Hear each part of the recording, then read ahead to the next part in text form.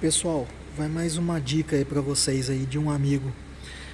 Quando o banco traseiro do seu veículo começar a fazer um barulho, um rangido muito forte, o que acontece? Essa borracha, ela vai achatando, tá vendo? Ó?